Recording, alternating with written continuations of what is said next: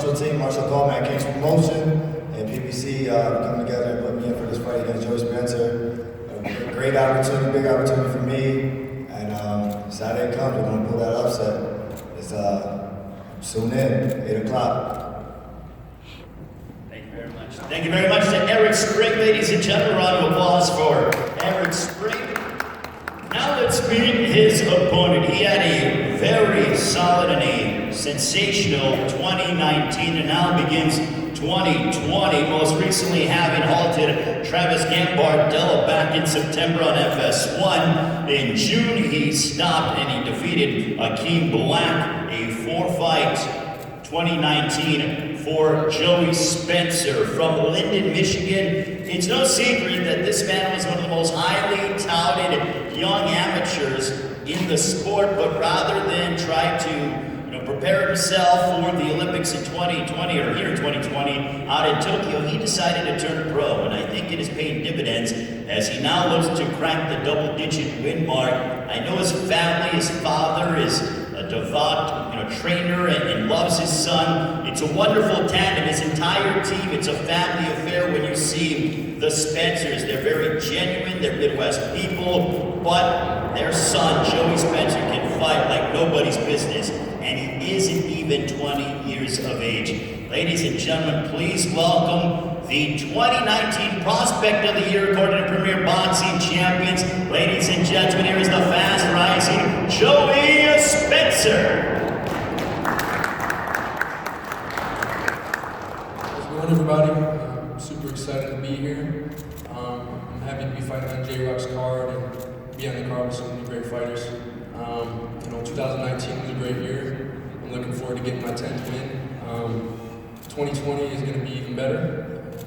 Been working hard all 2019. Looking forward to that paying off year this year. Having a real active year just like I did last year. So thanks for everybody who's coming out. Looking forward to putting on an exciting performance Saturday night. So thanks again. Hope to see you guys at the fight. Thank you very much to Joey Spencer. Also want to acknowledge TGB Promotions, who are the very hard-working. Brittany Goosey Brown, the Vice President of TGB Promotions, is around here somewhere, so want to acknowledge her and her father, Tom Brown, as well. Constantly working hard, putting on events all over the world. Our co-feature is for the WBA Interim Super Featherweight Championship of the World. And this is an excellent matchup. You have a former champion, Jezreel Corrales, going head-to-head against a man who feels he's destined to become a world champion, Chris Colbert. But let's get into Jezreel Corrales from Panama, 28 years of age. No stranger of going on the road in 2016. Went to Japan and knocked out Takashi Uchiyama. Had a very narrow split decision loss at the hands of the rising Ladarius Miller. Some people believe that Corrales should have been given the victory, but he brings in a terrific record, 23 wins, 9 of those by knockout, opposite just 3 defeats. He will no doubt be a very difficult test for Chris Colbert. Ladies and gentlemen, please welcome Jezreel Corrales.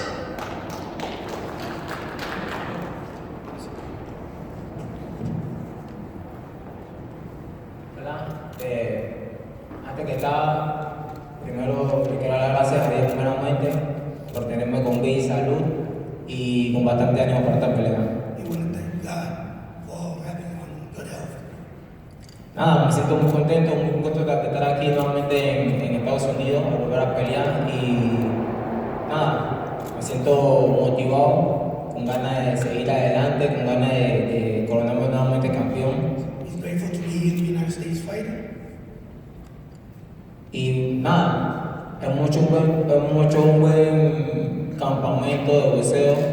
Le quiero dar gracias a mis entrenadores que siempre estuvieron conmigo, lastimosamente no pudieron venir, pero me están acompañando desde Panamá, así que vamos para encima y que me lo diga salir adelante. He's got a good camp and he's sorry that his trainers company didn't show up, but he's going forward. Thank you. Thank you. Thank you very much to Jezreel Corrales, ladies and gentlemen. Now let's get an opportunity to meet his opponent. I have been fortunate to know this young man for probably 3 or 4 years at the least, maybe even longer than that. You see his hair, he brings a flair inside the ring, outside the ring. He believes in himself. One thing about this young fighter, there is no shortage of self-belief. His entire team believes that he's destined to be a world champion, and I'll tell you why he has been and why he should be given the praise that he is. He has beaten 3 undefeated fighters, and he's just 13-0. So 3 undefeated fighters he's handed that first blemish to, at least from what we have. Maybe even 4. It might even be 4. Just 23 years of age, from Brooklyn, New York. He loves his hometown of Brooklyn. He has a style all to himself. If you haven't seen, in my opinion, one of the knockouts of 2019, you've got to go on YouTube and check it out. He put away Miguel Beltran Jr. and knocked him unconscious. Thankfully, Beltran Jr. was okay, but it was unbelievable. And he told us he had something special for us. And lo and behold, he certainly did on that very evening. I expect nothing less of something spectacular, awesome. His ring attire is something to behold. Last time that he fought, he had a tribute to Deion Sanders because his nickname is Primetime, similar to that of Deion Primetime Sanders as well. Ladies and gentlemen, please welcome 13-0, 5 wins coming by way of knockout, representing Brooklyn, New York, with his trainer Adriano Sosa. Here is Chris Primetime Colbert.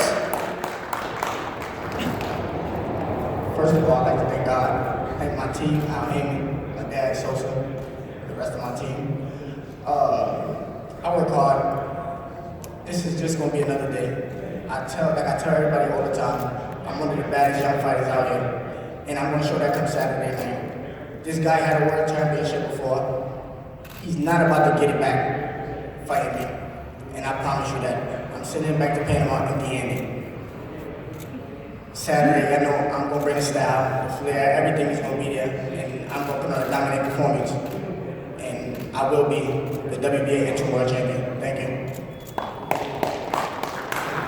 Chris Primetime Colbert, ladies and gentlemen, and I'm excited to see his ring entrance because always something when it comes to how he enters the ring on Saturday night. Don't forget, we go live, BBC on Fox, this Saturday here at the Liacouras Center on the campus of Temple University. 8 local time, 5 Pacific time tickets are still available. Make sure you get them now. Ask the fighters a few questions as they prepare for their big matchups on Saturday. We start off to my left, Erik Spring. Erik, in your opinion, when you look at your opponent, Joey Spencer, you're a big underdog. How much are you enjoying being the underdog and knowing that the odds, at least to the odds makers in Las Vegas, aren't in your favor? It is what it is, but I'm prepared. I had a solid camp. Everybody thinks I'm a dog, but I think I'm the big dog. When it comes Saturday, we're going to see. Joey, for you to my right, you were the prospect of the year in 2019 according to Premier Boxing Champions. As you continue in your career, the expectations are raised. Do you like having such high expectations and what they call pressure as you're not even 20 years of age? Do I like it? I would say I don't have any pressure. The only expectations I'm trying to keep are of my family and the man upstairs. That's it. Other than that, I really don't care about expectation or what people are expecting out of me. So I just go in there, I train hard, be around constantly, never taking breaks. So it's not even about a camp. It's just about training. We always train. And so I've worked hard. I'm ready to get in there and show up. We hear in boxing a phrase that there are levels to this game. 2019 was a year where I thought we saw you start to transition from being a prospect to a fringe contender in many aspects. How much do you want to make 2020 a year to where you establish yourself to the rest of the division that you are a bona fide contender here in your weight class? Well, I would say this is the year. This is I've worked very hard. Like I said, throughout 2019 for this year to come in and be a contender by the end of this year. So I'm I'm ready. You know, like you said, I went to that next level in my training and as a fighter and just my skill set. And we've worked on a lot of things. So this year is where I hope to shine and show what I've progressed on. And by the end of the year, be that contender. We're excited for Saturday night. Joey Spencer, Erik Spring. We'll get to the co-feature now. To my left, Jezreel Corrales. We have the translator there. Jezreel, Chris Colbert is a guy who is very quick. He's flashy inside the ring, outside the ring. Where do you feel you have the advantage inside the ring against the undefeated Chris Colbert?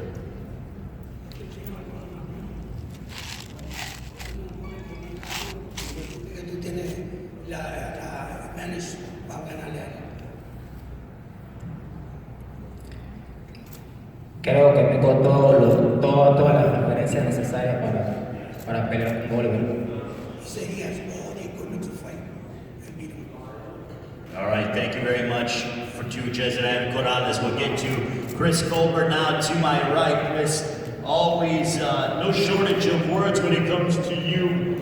Now that you're here to fight for a world title, and you aren't even in your mid-20s yet, how much does Saturday night mean to you?